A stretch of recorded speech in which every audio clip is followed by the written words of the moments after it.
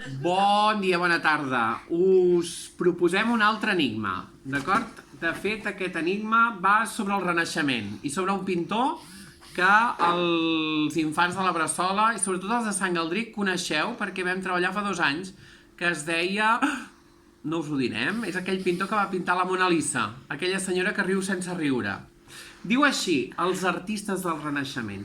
A partir del segle XV va haver-hi un canvi de mentalitat. Calia recuperar la raó, la bellesa i el pensament de l'antiguitat que havia anul·lat la religió. Així va sorgir el Renaixement, un moviment cultural que donaria grans artistes com Leonardo aquell que va arribar a idear artefactes com màquines voladores i que perquè ningú copiés les seves idees va desenvolupar l'habilitat de l'escriptura en mirall. Qui era la senyora Lisa? En una ocasió el mestre Leonardo va rebre l'encàrrec de pintar un quadre amb la condició que mai revelaria la identitat de la misteriosa dona del retrat. Leonardo tenia bones raons per ocultar-la, ja que el seu client era un home poderós i ella era una dona casada amb un home.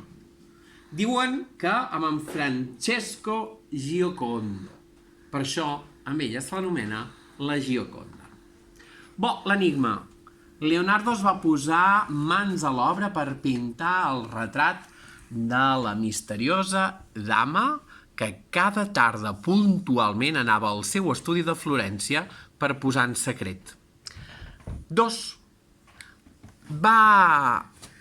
Ja abans d'acabar el quadre, la mirada enigmàtica de la dona despertava la curiositat dels que anaven sovint al seu estudi. Qui és aquesta dama tan bella? I el Leonardo sempre responia que era la Mona, diminutiu de senyora, que en italià se diu Madonna, en italià antic, Madonna Lisa. És la Mona Lisa! 4.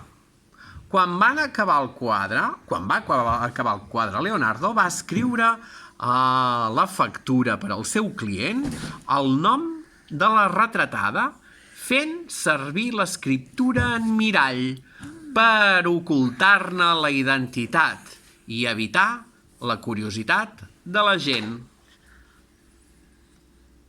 Quin era el nom de la Gioconda?